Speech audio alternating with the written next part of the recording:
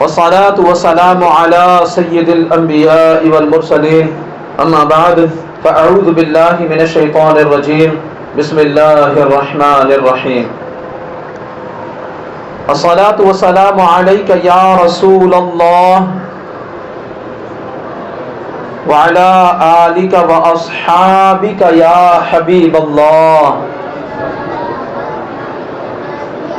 الصلاة والسلام عليك يا نبي الله وعلى آلك وأصحابك يا نور الله.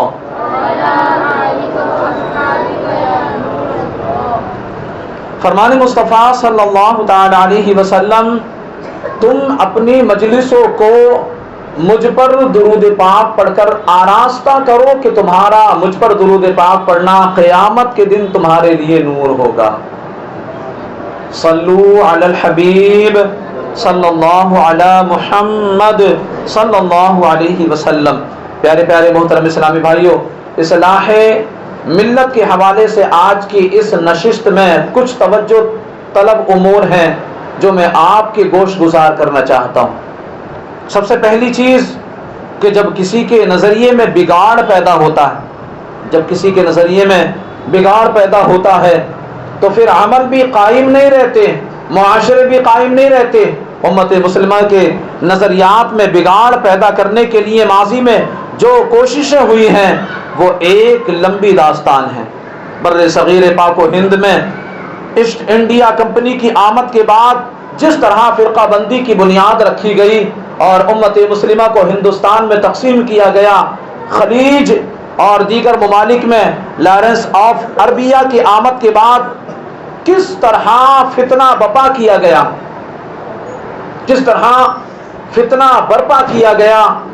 آج امت گروہ در گروہ، فرقہ در فرقہ اور تقسیم در تقسیم کے عمل سے گزر رہی ہے، اور ہر شخص اسلام نہیں بلکہ اپنے فرقے کا جھنڈا اٹھا کر دنیا پر پنپنے کی کوشش کر رہا ہے، دنیا پر پنپنے کی کوشش کر رہا ہے.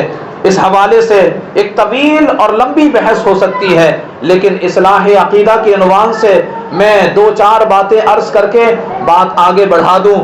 ایک عام آدمی پریشان ہے، میں جاؤں تو کدھر جاؤں. ایک عام آدمی پریشان ہے، میں جاؤں تو کدھر جاؤں. ایک آدمی کو کئی آدمی کھینچ رہے ہیں. کوئی کہہ رہا ہے میں سچا ہوں، کوئی کہہ رہا ہے میں سچا ہوں، اور ہر کوئی دلائل دے رہا ہے، ہر کوئی اپنے اپنے دلائل دے رہا ہے، اور وہ شخص ایک عجیب کشمکش میں ہے. کبھی آپ نے بس اڈے پر دیکھا ہوگا کہ سواری جب کسی جگہ پر جانے کے لیے قدم رکھتی ہے تو کوئی اس کا سامان چھین کر لے جاتا ہے، کوئی کنڈکٹر اس کا بچہ چھین کر لے جاتا ہے، کوئی اس کا بازو پکڑ کر کھینچ رہا ہوتا ہے. بعض اوقات سواری پریشان ہو جاتی ہے تو غصے میں آ کر کہتی ہے مجھے کہیں نہیں جانا، مجھے کہیں نہیں جانا. تو وہ عجیب کشمکش میں مبتلا ہوتی ہے کہ میں کس کے ساتھ جاؤں. آج کل فرقہ بازوں نے بھی یہ سلسلہ لگا رکھا ہے کہ وہ لوگوں کو پریشان کر رہے ہیں، اور ایک بہت سارے لوگ ہیں جو مذہب سے بیزار ہو جاتے ہیں اور کہتے ہیں سارے جھوٹے ہیں. وہ کہتے نظر آتے ہیں سارے جھوٹے ہیں. ایک طبقہ ایسا بھی ہے جو کہتا ہے سارے سچے ہیں. یہ بھی درست نہیں ہے، یہ بات معقول نہیں کہ سب سچے ہوں، اور یہ بھی درست نہیں سب جھوٹے ہوں. تو ہمیں خیر اور حق کی تلاش کرنا ہے، ہمیں خیر اور حق کی تلاش کرنا ہے، اور ہمیں ڈھونڈنا ہے کہ خیر اور بھلائی کہاں ہے، خیر اور بھلائی کہاں ہے. اور ڈھونڈنے کے لیے آسان طریقہ یہ ہے کہ ہم حضور اکرم صلی اللہ علیہ وسلم کے اور دور اور زمانے کو دیکھیں، آپ کے دور اور زمانے کو دیکھیں. ایک شخص نے کسی سے پوچھا کہ جناب آپ کا مذہب کیا ہے، آپ کا مذہب کیا ہے؟ تو اس نے کہا میرا وہی مذہب ہے جو میرے والدین کا مذہب تھا. تو اس نے مزید سوال کیا آپ کے والدین کا مذہب کیا تھا؟ کہا وہی جو ان کے آبا و اجداد کا تھا. تو اس نے پھر تیسرا سوال کیا آپ کے آبا و اجداد کا مذہب کیا تھا؟ کہا وہی جو مدینے کے معین الدین چشتی اجمیر سے لے کر آئے تھے، اجمیری لے کر آئے تھے. یہ فرقے، یہ گروہ بعد میں بنے ہیں، جو مذہب بزرگان دین لے کر آئے ہیں، جو حضرت داتا گنج بخش حجویری رحمت اللہ علیہ لے کر آئے ہیں، وہ یہ موجودہ فرقوں والا دین نہیں تھا۔ ہم اس دین کو تلاش کریں کہ وہ دین کیا ہے، وہ دین کیا ہے، اور اس دین کی پیروی کریں۔ وہی سچا دین ہے، وہی خالص دین ہے۔ یہ باقی فرقہ بندیاں، یہ گروہ بعد میں بنے ہیں، اس لیے اپنے بزرگوں کے دین کو نہ چھوڑیں، اپنے بزرگوں کے دین کو نہ چھوڑیں۔ اس طرف توجہ دیں، اس طرف توجہ دیں۔ حضرت امیر ملت پیر سید جماعت عبدالعلی شاہ رحمۃ اللہ علیہ فرمایا کرتے تھے کہ لوگوں، جوتے پرانے ہو جائیں تو بدل لو، لباس پرانا ہو جائے تو بدل دو، پگڑی پرانی ہو جائے تو بدل لو، لیکن عقیدہ پرانا ہی ٹھیک ہے، عقیدہ پرانا ہی ٹھیک ہے، اس کو نہ بدلنا۔ وہ بزرگوں سے چلا آ رہا ہے، وہ تسلسل کے ساتھ آ رہا ہے۔ اور ایک روایت میں ہے، علیکم بدین العجائز، تمہارے اوپر بوڑھی عورتوں کا دین ہے۔ حضرت مولانا نیشاپور کے بہت بڑے بزرگ گزرے ہیں، جب آپ کا آخری وقت آیا تو آپ نے فرمایا، لوگوں تم گواہ بن جاؤ، میں عقائد اور نظریات کی لمبی بحث سے تنگ آ کر میں نیشاپور کی بوڑھی عورتوں کے دین پر مر رہا ہوں، تم اس بات پر گواہ ہو جاؤ کہ نیشاپور کی جو بوڑھی عورتیں ہیں میں ان کے دین پر مر رہا ہوں، کیونکہ جو آباء و اجداد کا دین ہے وہی سچا دین ہے۔ جو دین بعد میں بدلا جائے گا وہ یقیناً ایک بدلی ہوئی صورت ہوگی، وہ ایک نیا ایڈیشن ہوگا۔ اس لیے اپنے بزرگوں کے عقائد اور بزرگوں کے نظریات کو کبھی نہ چھوڑنا۔ علامہ اقبال، جن کو ترجمان حقیقت بھی کہتے ہیں، انہوں نے بڑی خوبصورت بات اس انداز میں کہی، وہ کہتے ہیں کہ کم نظر علماء کے اجتہاد سے بہتر ہے کہ جو لوگ پہلے گزر گئے ہیں ان کی پیروی کی جائے، جو لوگ پہلے گزر گئے ہیں ان کی پیروی کی جائے۔ اور کہتے ہیں تمہارے آباء و اجداد کی جو عقل تھی لالچ سے پرانی نہیں ہو گئی تھی، غرض کی وجہ سے آلودہ نہیں ہوئے تھے، انہوں نے انگریزوں سے پیسے نہیں کھائے تھے، انہوں نے اپنے نظریات میں تبدیلی نہیں کر لی تھی، اس لیے ان کا نظریہ وہی تھا جو 1400 صدیوں سے چلا آ رہا ہے۔ ذوق جعفر کاوش راز ناماند، آج ہر کمینہ شخص دین کا رازدار بن کر بیٹھ گیا ہے۔ اسی لیے ہمیں اپنے بزرگان دین کے عقائد کو گلے لگا کر رکھنا ہے، اسی میں ہماری بھلائی ہے۔ یہ جتنے بھی اختلافات ہیں یہ بعد میں پیدا ہوئے ہیں، یہ سب بعد میں پیدا ہوئے ہیں۔ حضرت سیدنا شیخ عبدالحق محدث دہلوی رحمت اللہ تعالی علیہ نے بڑی خوبصورت بات کہی، مدارج النبوہ میں لکھا ہے کہ اللہ کا شکر ہے بہت سارے امور میں اختلاف پایا جاتا ہے، کم از کم میرے دور تک حضور کی حیات طیبہ پر تو کوئی اختلاف نہیں تھا، میرے دور تک کم از کم حضور کی حیات طیبہ پر کوئی اختلاف نہیں ہوا۔ تو اس کا مطلب یہ ہے کہ اب اس عنوان سے جو بھی اختلاف پائے جاتے ہیں یہ حضرت سیدنا شیخ عبدالحق محدث دہلوی رحمت اللہ علیہ کے بعد پیدا ہوئے، ان کے زمانے تک یہ اختلافات موجود نہیں تھے، یہ اختلافات موجود نہیں تھے، یہ اختلافات بعد میں پیدا ہوئے اور امت کو گروہ در گروہ تقسیم کر دیا گیا۔ اور امام نبہانی فرماتے ہیں کہ سب سے پہلا شخص جس نے وسیلہ، استغاثہ اور ندا کا انکار کیا وہ ابن تیمیہ تھا، ورنہ پہلے سارے حضور کی بارگاہ میں جھولی پھیلا پھیلا کر استغاثہ کیا کرتے تھے، دعا مانگا کرتے تھے، اور حضور کے صدقے سے مانگی ہوئی دعائیں قبول بھی ہو جایا کرتی تھی۔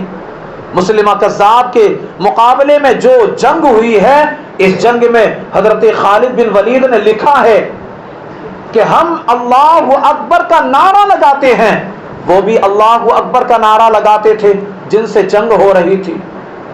سمجھ میں نہیں آتا تھا کہ اپنا کون ہے پرایا کون ہے، نعرہ لگانے کا جب نعرہ لگاتے تو کچھ پتہ ہی نہیں چلتا تھا۔ اللہ اکبر، سیدنا صدیق اکبر رضی اللہ تعالیٰ عنہ نے ان سے کہا کہ جب وہ اللہ اکبر کا نعرہ لگائیں تو تم یا رسول اللہ کا نعرہ لگاؤ۔ اس دن اہل ایمان کی پہچان یا محمد کہنا تھی، اس لیے ہم نے آبا و اجداد کے دین کو دیکھیں، نئے نئے ادیان اور نئے نئے رنگ نہ اپنائے۔ آج کچھ لوگوں کو یہ تبدیلی نہیں کرنی پڑی ہے کہ وہ نماز میں ربنا اغفر لی ولوالدی نہیں پڑھتے کہ ہمارے والدین کے عقائد ٹھیک نہیں تھے، وہ کہتے ہیں ہمارے والدین کے عقائد ٹھیک نہیں تھے۔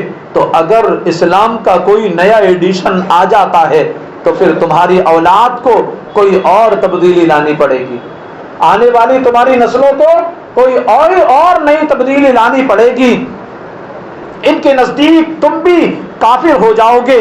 اس لیے اللہ کا خوف کرو اور جو بزرگوں کے عقائد چلے آ رہے ہیں ان کے اندر تبدیلی نہ کرو۔ کچھ لوگوں نے امت مسلمہ کے درمیان بگاڑ پیدا کرنے کے لیے امت کو فرقہ کر دیا کہ ایک مسلمان دوسرے مسلمان کا گلا کاٹ رہا ہے، امت مسلمہ آپس میں دست و گریباں ہیں۔ چھوڑ کر آپ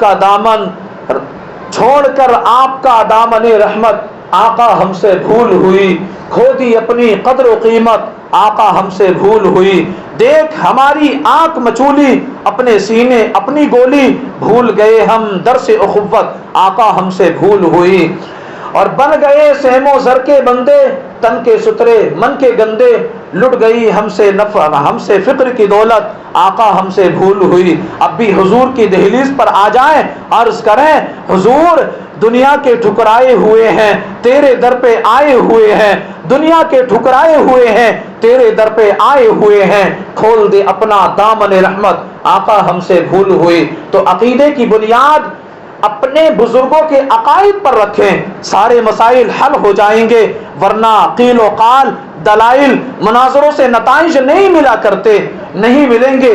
جو بزرگان دین اور آبا و اجداد کے عقائد تھے وہی عقائد رکھیں، کیونکہ وہی سچے عقائد ہیں اور وہی سترے عقائد ہیں۔ دوسری بات، عقیدے کی پختگی اور عقیدے کی پاکیزگی اور اصلاح کے بعد ہمیں اپنے کردار پر توجہ دینی ہوگی، ضرورت ہے، اس لیے کہ امت مسلمہ کو کردار کی عظمت ہی سکھائی گئی ہے اور ان کا کردار ہی تو باقی لوگوں سے ممتاز و نمایاں کر دیتا ہے انہیں۔ ان کا کردار ہی تھا جو زمانے میں ان کو ممتاز کر کے رکھا ہوا تھا۔ حضرت شاہ نقش بند بخاری رحمت اللہ علیہ کا قول ہے، جس شخص کی خاموشی فائدہ نہیں دیتی اس کی تقریر بھی فائدہ نہیں دیتی، یعنی جس کے کردار میں چمک نہیں اس کے گفتار میں بھی لوگوں کے دلوں پر اثر کرنے والی کوئی بات نہیں۔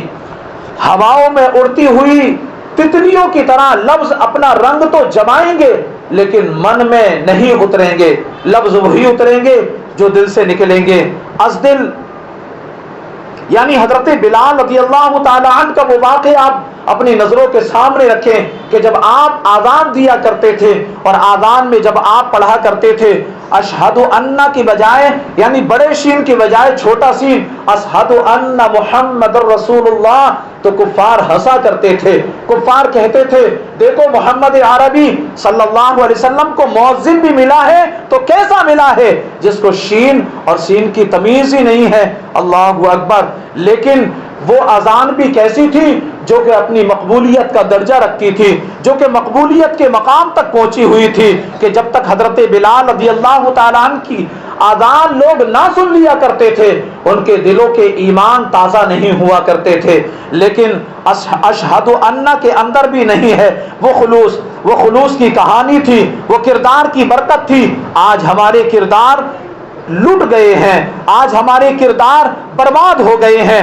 نبی رحمت صلی اللہ علیہ وسلم کی سیرت پر مشتمل ایک کتاب لکھی گئی ہے عرب کا چاند، کتاب کا نام ہے عرب کا چاند، اور اس کا رائٹر لکھنے والا جو ہے وہ سوامی لکشمن پرساد۔ کتاب کیا ہے؟ صفوں میں چراغ رکھے ہوئے ہیں، کتاب کے صفوں میں چراغ رکھے ہوئے ہیں، 200-250 صفحات پر مشتمل حضور کی سیرت پر اس نے ایک نایاب نگینے کی صورت میں یہ کتاب پیش کی ہے۔ کسی نے سوامی لکشمن پرساد سے کہا، تو نے مسلمانوں کے نبی کی سیرت پر اتنی خوبصورت کتاب لکھی، جو پڑھتا ہے اس کا ایمان تازہ ہو جاتا ہے۔ اس کتاب کو لکھ کر تو خود اس نبی آخر الزمان صلی اللہ علیہ وسلم کا غلام کیوں نہیں بن جاتا؟ تو سنیے سوامی نے جو جواب دیا وہ ہماری آنکھیں کھول دینے کے لیے کافی ہے، وہ ہماری آنکھیں کھول دینے کے لیے کافی ہے۔ اگر نہ سوچیں تو الگ بات ہے۔ کسی زمانے میں ہمارے روڈ پر گاڑی چلتی تھی، اس کے پیچھے لکھا ہوتا تھا، عقل نہ ہو تو موجے ہی موجے، عقل نہ ہو تو موجے ہی موجے، اور اگر عقل ہو تو سوچیں ہی سوچیں۔ اگر ہم نہ سوچیں تو الگ بات ہے، لیکن اگر ہم سوچیں تو اس کا جواب اتنا زوردار تھپڑ ہے، تماچا ہے کہ صدیوں تک اس کی کھسک نہیں جاتی، اس کی آواز نہیں جاتی۔ کسی نے پوچھا، سوامی تو نے مسلمانوں کے نبی کی سیرت پر اتنی خوبصورت کتاب لکھی ہے، اتنی اچھی کتاب لکھی ہے، تو خود اس نبی کا غلام کیوں نہیں بن جاتا؟ تو اس نے کہا، جب میں مسلمانوں کی نبی کی سیرت پر کتاب لکھنے کے لیے بیٹھا تو بڑی بڑی امہات کتب یعنی سیرت کو پڑھا، جن میں حضور کی عظمت کے گوشے اور حضور کی سیرت کے جمال مجھے نظر آئے، تو میرے یہ جذبے میرے دل میں بھی پیدا ہوا کہ میں اس آقا کا غلام بن جاؤں۔ لیکن جب میں موجودہ مسلمانوں کے کردار کو دیکھتا ہوں تو میں کہتا ہوں میں ہندو ہی ٹھیک ہوں، ہمارا کردار لوگوں کے ایمان کے راستوں میں رکاوٹ بنا ہوا ہے۔ ایک وہ زمانہ تھا کہ امام محمد رحمت اللہ تعالی علیہ کا جنازہ اٹھتا ہے، پورا بصرہ امڑ کر چلا آتا ہے۔ یہودی عیسائی بھی اس شہر میں رہتے تھے۔ کہا، یارو مسلمانوں کے امام کا جنازہ ہے، چلو تم بھی شامل ہو جاؤ۔ آخری رسومات میں شامل ہونے کے لیے وہ بھی آ گئے۔ لوگ شوق و ذوق سے بڑھ بڑھ کے جنازے کی چارپائی کو کاندھا دینے لگے۔ کسی عیسائی اور یہودی کا جی چاہا کہ چلو مسلمانوں کے امام کی چارپائی کو میں بھی کاندھا دے لوں۔ ہمیں تاریخ نے بتایا، جو ہی اس کا کاندھا امام کے جنازے کی چارپائی کو چھوا، لبوں پر کلمہ جاری ہو گیا۔ ہمارے بزرگوں کی لاشیں بھی کلمہ دیتی تھی، اور آج ہماری زندہ لاشیں لوگوں کے ایمان کے راستے میں رکاوٹ بنی ہوئی ہے۔ آج ہم کھڑے ہو کر دعویٰ تو کرتے ہیں ہم امریکہ سے ٹکرا لیں گے، ٹکڑے ٹکڑے اور پاش پاش کر دیں گے، لیکن کبھی اپنی حالت دیکھی ہے؟ ہماری مسجدوں کی لیٹرینوں کے لوٹے بھی زنجیروں سے بندھے ہوئے ہیں، واٹر کولر پر بھی گلاس زنجیروں سے بندھے پڑے ہیں، ہماری مساجد کے جوتے اٹھائے جاتے ہیں۔ یہ ہے ہمارے کردار کی جھلک۔ اور دعویٰ کیا ہے؟ دعویٰ دیکھیے، دعویٰ کرتے ہیں کہ ہم امریکہ سے ٹکرا جائیں گے، ہم امریکہ کو ٹکڑے ٹکڑے کر دیں گے۔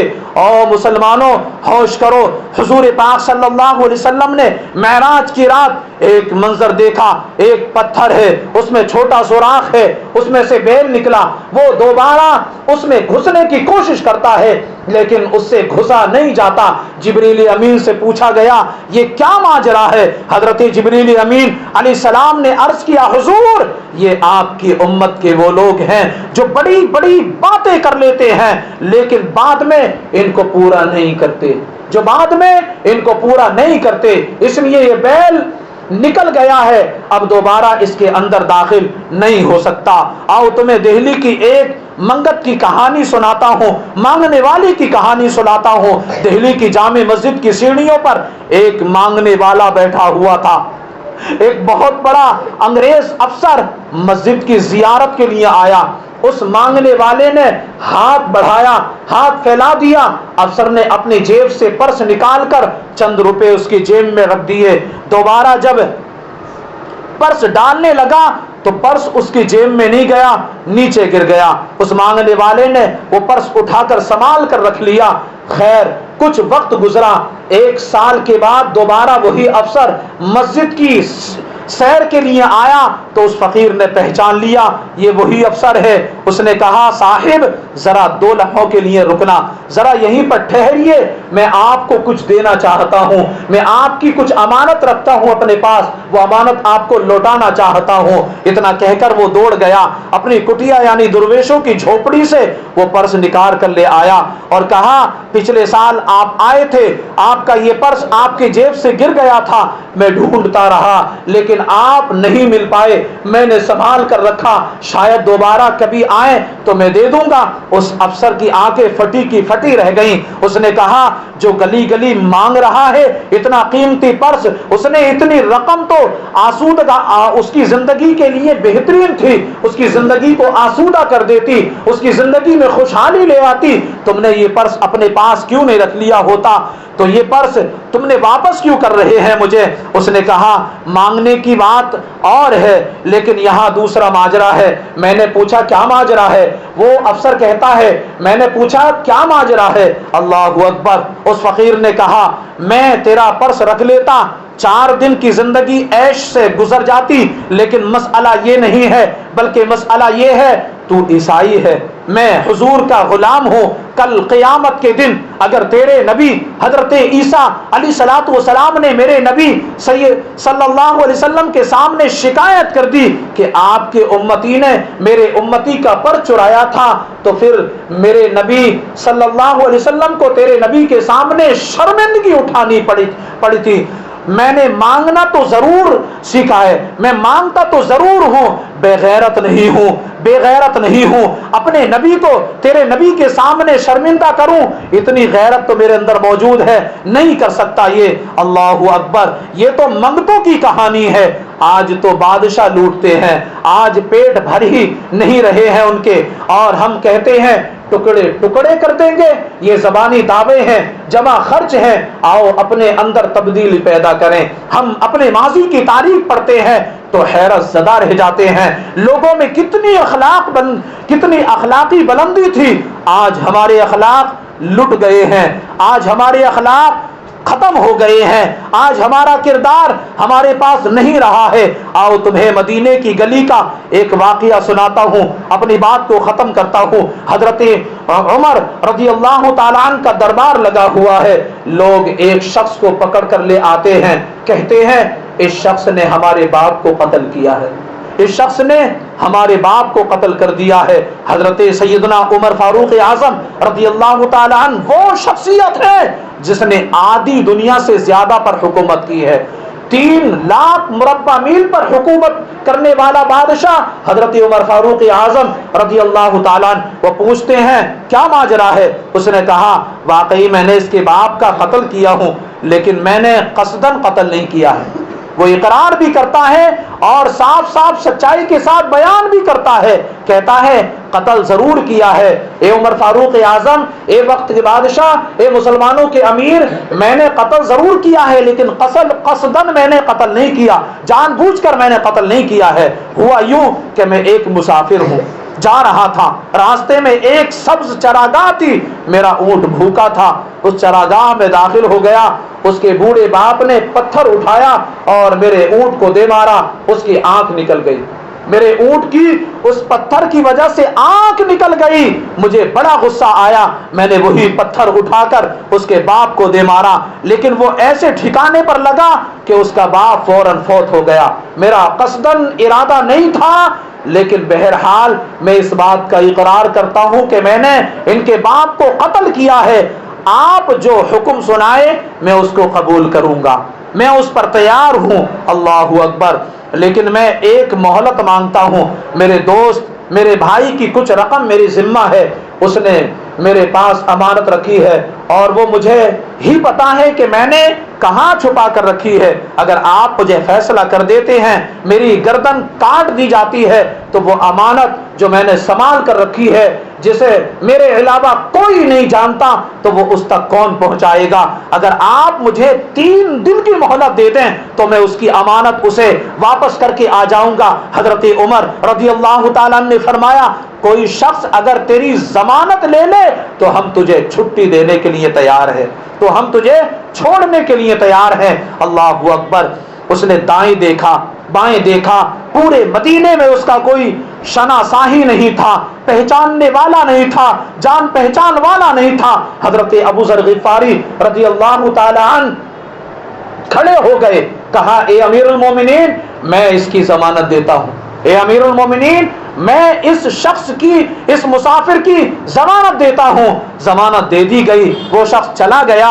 تیسرے دن وعدے کا جو وقت تھا، لوگ جمع ہو گئے، دربار لگ گیا، ابھی تک آنے والا نہیں آیا۔ لوگوں نے کہا ابو ذر ایک اجنبی کی ضمانت دے کر تو نے غلطی کی ہے، تو آج تو آپ نے فرمایا اگر وہ نہ آیا تو یہ پھانسی کا پھندا میرے گلے میں ڈال دینا، لیکن بہرحال میں نے اس کی ضمانت دے دی ہے، میں نے اس کی ضمانت دے دی ہے۔ اور مسلمانوں ذرا توجہ فرمائے، کچھ وقت گزرا کہ دور سے گرد و غبار اڑتا ہوا دکھائی دیتا ہے، جب صورت واضح ہوئی تو وہی شخص تھا، اور وہ شخص آیا اور حضرت عمر رضی اللہ تعالیٰ عنہ کے دربار میں کھڑے ہو کر کہنے لگا حضرت کسی وجہ سے تاخیر سے پہنچا ہوں، کسی وجہ سے تاخیر ہو گئی تھی اور تاخیر سے پہنچا ہوں، معذرت چاہتا ہوں، جو حکم ہے پورا کیجئے۔ حضرت سیدنا عمر فاروق اعظم رضی اللہ تعالیٰ عنہ اس کی پھانسی کے احکامات جاری کر چکے تھے۔ آپ نے فرمایا ابو ذر یہ بتا کہ تو نے اس کی ضمانت کیسے دی، جبکہ تو اسے جانتا تک نہیں، جبکہ تو اس کو پہچانتا تک نہیں، تو یہ نہیں جانتا کس کاشت سے ہے، تو یہ نہیں جانتا کس شہر کا رہنے والا ہے، تو یہ نہیں جانتا کس خاندان سے تعلق رکھتا ہے، تو جانتا نہیں، تو نے اس کو کیسے ضمانت دے دی؟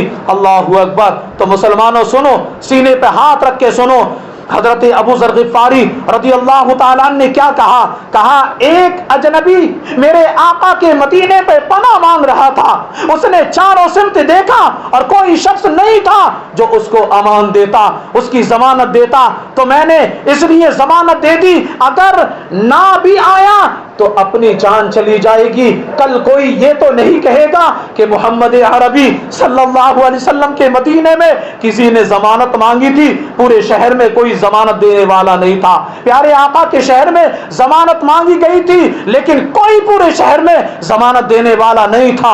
اللہ اکبر۔ اب حضرت عمر فاروق اعظم رضی اللہ تعالیٰ عنہ نے اس شخص سے کہا کہ اے ابو ذر غفاری رضی اللہ تعالیٰ عنہ نے تو ضمانت دے دی، اب تو بتا کہ تو چلا گیا تھا، تجھے کوئی جانتا نہیں تھا، پلٹ کر کیوں آیا، پلٹ کر کیوں آ گیا؟ اللہ اکبر۔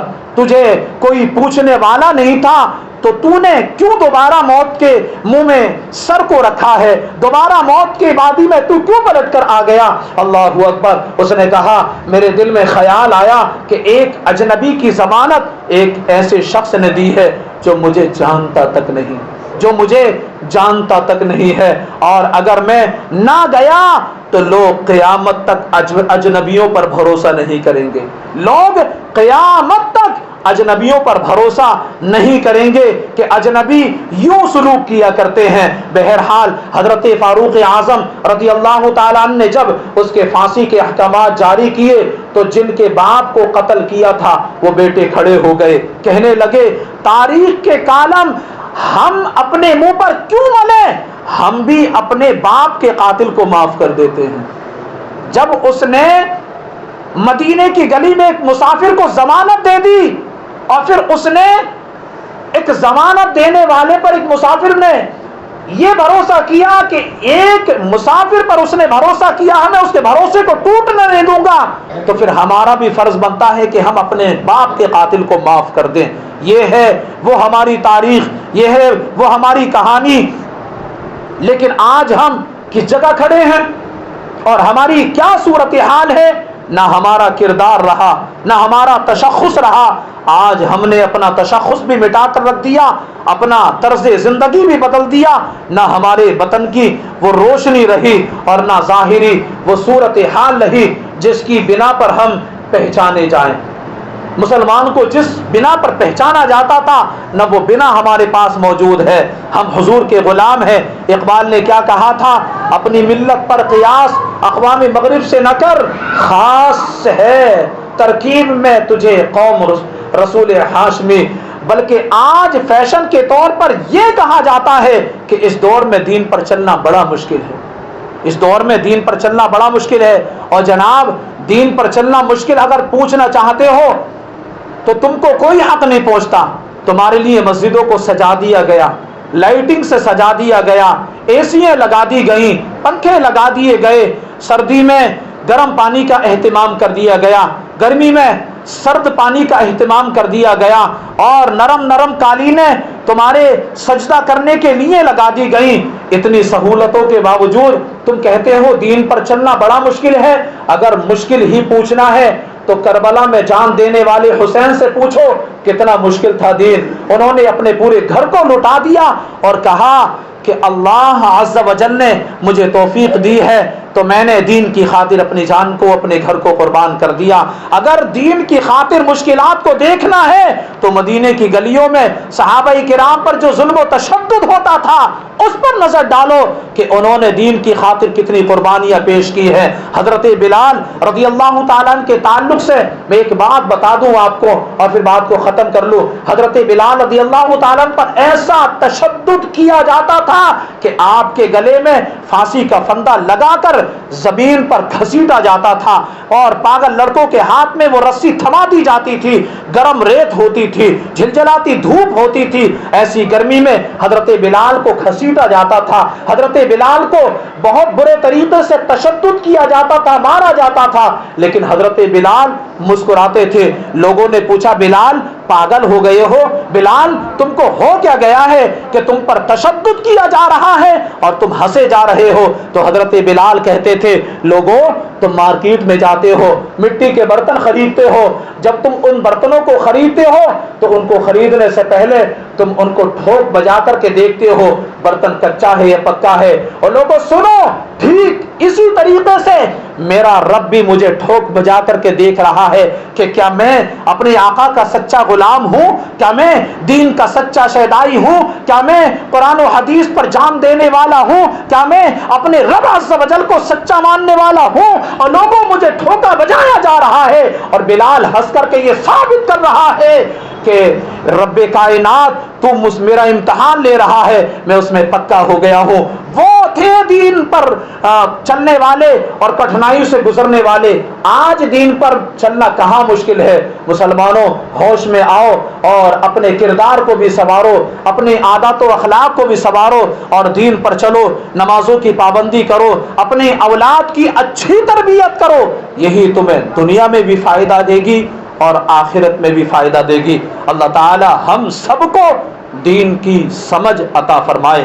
صلو علی الحبیب صلی اللہ تعالی علی محمد صلی اللہ علیہ وآلہ وسلم. کھڑے ہو جائیں اور صلاۃ و سلام پڑھ لیں.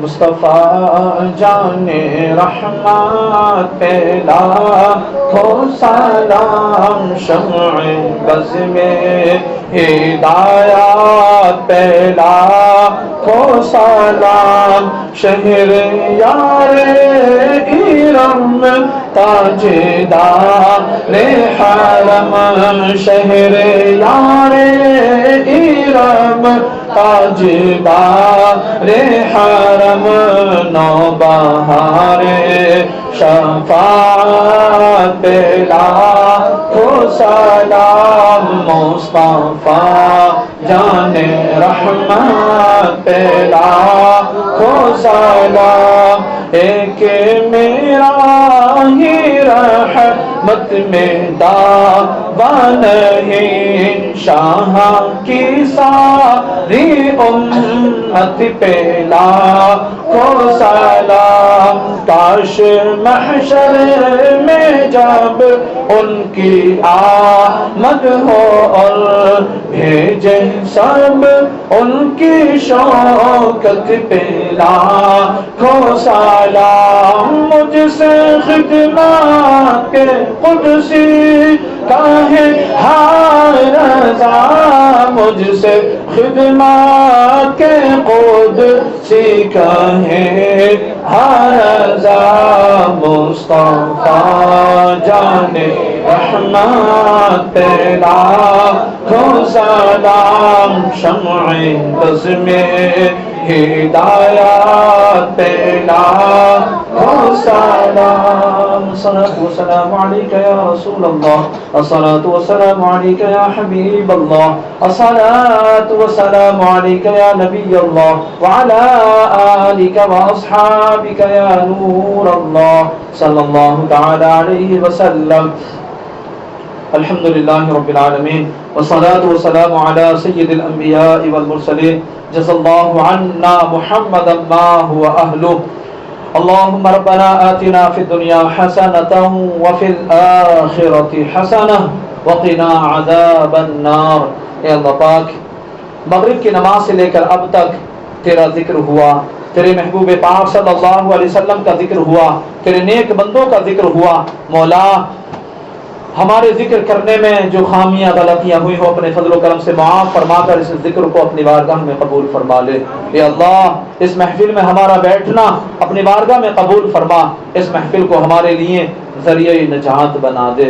اے اللہ، ہم سب کو تیری رضا والے کاموں میں لگا دے، تیری ناراضگی والے کاموں سے بچا لے۔ اے اللہ، ہم سب کو تیرے حبیب پاک صلی اللہ علیہ وسلم کی سنتوں کا عامل بنا دے، گناہوں کی نحوست سے بچا لے، عاشقان رسول کی صحبت نصیب فرما دے، ایمان کی حلاوت نصیب فرما، ایمان پر ثابت قدمی نصیب فرما دے۔ اے اللہ، یہ طلبہ جو علم حاصل کر رہے ہیں، جو اس انجمن میں حصہ لیتے ہیں، پڑھتے ہیں، مولا ان سب بچوں کو، ان سب مدنی منوں کو بہترین علم حاصل کرنے کا ذوق و شوق عطا فرما دے۔ یا اللہ، ان بچوں کے ذہنوں کو علم دین کے لیے کشادہ فرما دے، علم دین کی دولت سے ان کو مالا مال فرما دے۔ یا اللہ، علم دین کی برکت سے ان کے گھروں میں خوشحالیاں عطا فرما دے، ان کے گھروں میں خیر و برکت کے نزول عطا فرما دے۔ مولا، ان کی تمام پریشانیاں دور کر دے، بیماریاں دور کر دے، تنگ دستیاں دور کر دے، پریشان حالیوں کو دور فرما دے۔ مولا، ہماری دعاؤں پر اپنے محبوب کریم رؤوف الرحیم علی کا تحیت و تسلیم کے صدقے تو فعل رحمت کی نظر فرما دے۔ کہتے رہتے ہیں دعا کے واسطے بندے تیرے، کر دے پوری آرزو ہر بے کسو مجبور کی۔